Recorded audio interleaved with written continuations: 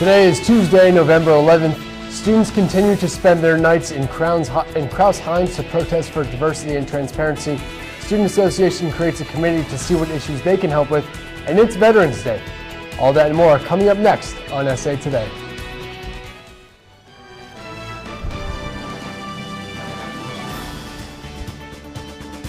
Hello, good evening, and welcome to SA Today. I'm Will Gerhardt. Last night, the general body visited Student Association's General Assembly to ask for SA support. After 15 minutes of discussion, followed by a question and answer session, the Assembly made a motion to create an ad hoc committee. This committee will review the 43-page list of grievances that the general body is advocating for to find places where the two groups can double their efforts. This comes a week after SA's official statement regarding the protest, which reads, "The Student Association is not involved in the planning or management of the current protests. However, SA is in no way against these protests. We believe that it is our job to support students' efforts to express their own independent opinions, especially when those opinions demonstrate a vested interest in the betterment of our university. Moving forward, SA will continue looking for ways to work with both the general body and the administration to make sure that forward progress is made in the most effective and timely manner." With us now is the Speaker of the Assembly and appointed non-voting chair of the ad hoc committee, Dan Hernandez. Dan, thanks so much for joining us. Yeah, definitely. So, first question, how important is that statement that I just read from Boris Gresley in the creation of this committee? So Boris's statements were very true, and they talked a lot about how deliberate our processes in SA have to be. And so what we've done by creating this ad hoc committee is created the method for us to actually approve what we believe in within the grievances document submitted by the general body. So what will the ad hoc committee look to accomplish? You just touched on that about how they would look to pass and approve, what you'd like to get done. But could you expand on that a little bit more? So the ad hoc committee, it's a 7-member committee, 7 voting members. There's a lot of other people who are going to be working with the committee and submitting their ideas, but it's basically twofold. The first part being to show what SA shows approval for, say that SA believes in this. We believe our constituents want this, and that's a realistic grievance. The second part is to kind of double up efforts and create initiatives that would be done through the traditional SA model and carried out by one of our standing committees. So it's both approval and initiatives. Great. So Dan, what's the timeline of this committee? So the timeline is really important. The timeline is a week. We set the deadline at a week to submit all of the initiatives and all of the points of approval to Assembly for approval by next Monday's meeting. After that, whether or not the ad hoc committee will be dissolved is still up for debate and needs to be motioned for on the Assembly floor. So just say a hypothetical situation. Mm-hmm.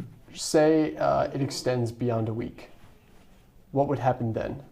So the ad hoc committee would have to adjust and create a new charge. So our current charge is to review the grievances and submit for SA approval initiatives and points of approval. So we will have that done no matter what in a week. We may believe that the committee may still have use, but in that case we have to change the charge or kind of the purpose statement for the committee. Great. Well, Dan Hernandez, thank you so much for joining us. Yeah. It sounds like this committee has a lot in their hands, but you guys are up to the task, and we're looking forward to hearing how it goes, going forward. So thanks for coming on. Coming up on SA Today, Student Association will be holding events to raise awareness for Fast Forward and our first ever SA Today Sports Minute. Stick around. Now it's time for This Week in Bad Stats. Bad stats? Horrible stats. Here goes. 132. That's how many batters struck out 4 times in one game last season. Wow, very good. Here's a tough one, though. 3 and 4. No idea. That's how many kids witnessed bullying. 3 out of 4. That's not a good stat. No, it's not, but it can change. Kids want to help, but they don't know how. Visit stopbullying.gov and give them the tools they need to help prevent bullying. There are plenty of safe ways kids can help at stopbullying.gov. Today, about 1 in 5 Americans is living with a disability.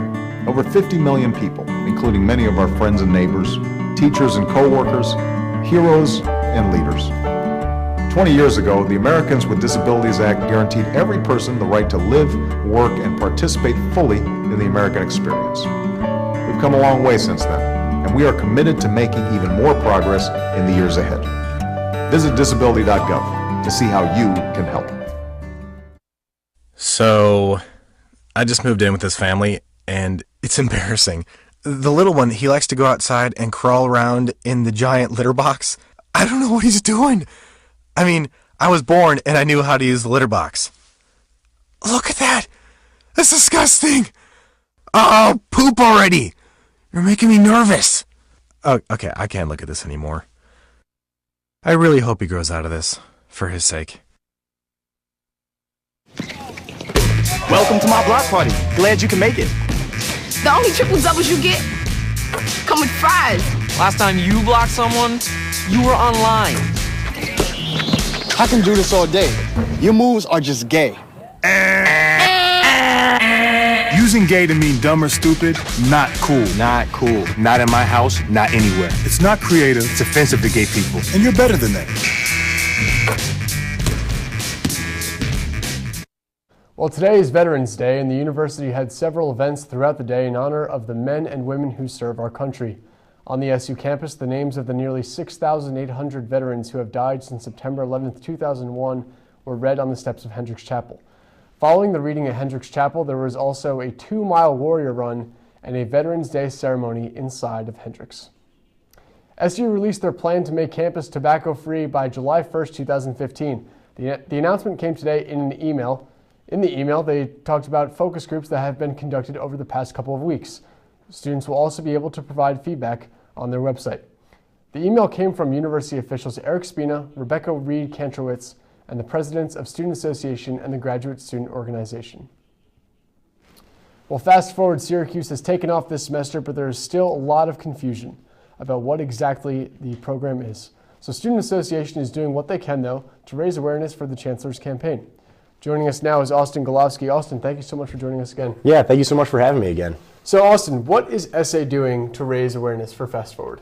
So starting right after Thanksgiving break, students can look forward to a variety of events around campus, all centered around like fun games, like informational sessions, and sort of things like that to sort of raise awareness and get a better idea of, not only what the university is trying to do with this program, but also how students specifically can get involved. So one of the things that my committee is going to be doing is setting up tables in Shine, in all of the dining halls, and also in sort of like hot spots around campus, some of the student cafes and things like that. So where and when will these events be held? Because it sounds like, a lot of opportunities for students to take part in.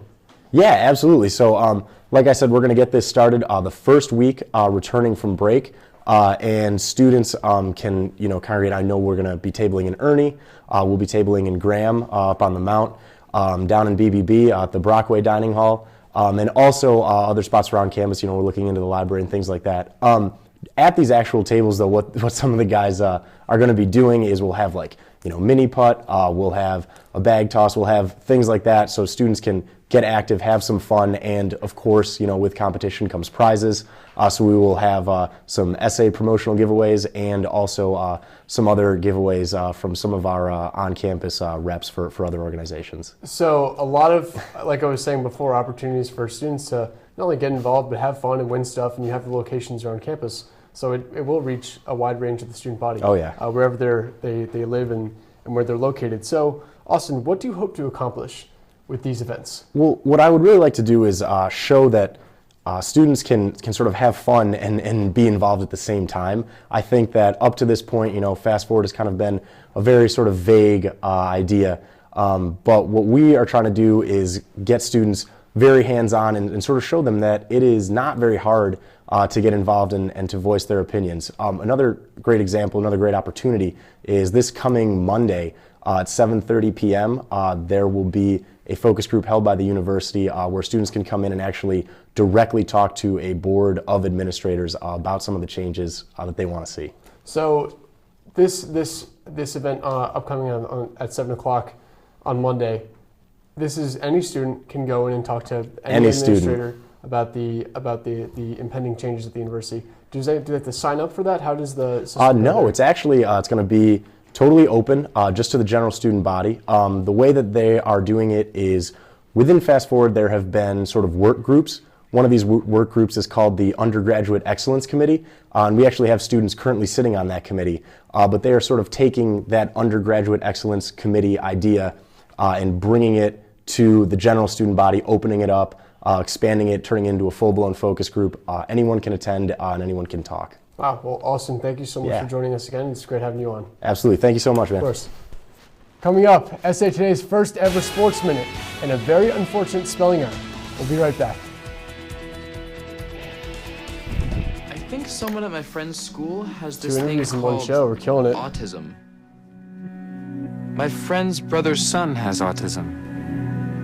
My neighbor's son has autism. My son has autism. Autism is getting closer to home.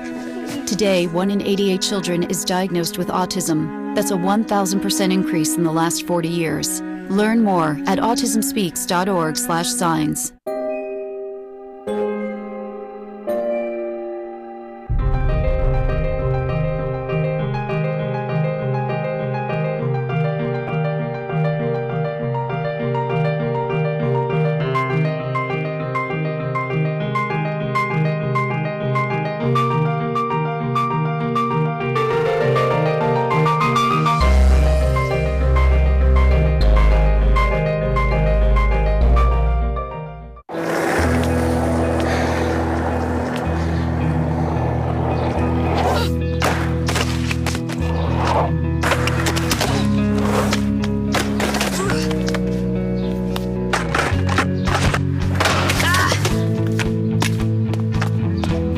Kickflip 6 stairs takes determination. So will getting into college. I've got what it takes. So do you. Packers. Viking. Packers. Viking. Viking. Red state. Blue state. Vegan. Carnivore. We come from different places. Uptown. Downtown. Night owl. Early bird. We come to different conclusions. Half empty. Half full. But when we live united, we create real, lasting change in the building blocks of life. The education, income, and health of our communities, our families, United. even the person next to us. Live united. Real change won't happen without you. So give, advocate, volunteer, live united. Sign up at liveunited.org. Right thing. Welcome back. Before we close the program tonight, it's time for SA Today's first ever Sports Minute.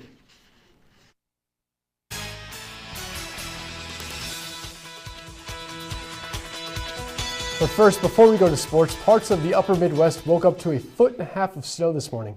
The Arctic blast from Winter Storm Astro hit all the way from Montana to Michigan and caused cold temperatures as far south as Texas and Alabama. But we won't see those cold temperatures and snow until later in the week as it moves across the nation. Now onto sports. Starting off on campus, the now number 1 ranked, number 1 Syracuse men's soccer team defeated Duke University in the quarterfinals of the ACC tournament. The Orange scored 2 first-half goals, the first from Alex Hallis, the second from Nick Perea, and that proved to be enough as goalkeeper Alex Bono recorded 7 saves to shut out the Blue Devils. Syracuse will take on Louisville in the semifinals of the ACC tournament this Friday at 8 p.m. in Cary, North Carolina. Staying on the SU Hill, last night the men's basketball team took on Adrian in the team's final preseason game. The Orange were led by freshman Chris McCullough, who finished with 13 points and a team-high 16 rebounds, 9 of which were offensive. Ron Patterson, Michael Beneget, and Trevor Cooney all finished with 10 points apiece. Syracuse outscored Adrian 47-11 in the second half, ultimately winning by the final score of 84-35. The Orange will open the regular season on Friday night in the Carrier Dome against Kennesaw State. Before we close our Sports Minute, the results are in for Major League Baseball's Rookie of the Year. One was a favorite since April. The other started getting recognition in July. The White Sox' Jose Abreu took home the award for the American League. The National League winner was Mets pitcher Jacob deGrom. And with that, the time is up on your SA Sports Minute. Well, continuing on the theme of sports, Detroit Pistons center Andre Drummond had a tough time last night against the Chicago Bulls, going 0 for 5 from the floor. But it wasn't just his on-court performance that was the issue. Drummond's jersey actually spelled his name wrong, and that clearly translated over to the court. It's all right, big guy. The lack of production on the jersey this time. Well, unfortunately, that kind of stuff doesn't happen here on SA Today. Usually doesn't, at least, but usually doesn't happen. But sometimes, things, I guess, fall through. Well, that's all the time we have for you here at SA Today. I'm Will Gerhardt. Have a great night, Syracuse, and have a happy Veterans Day.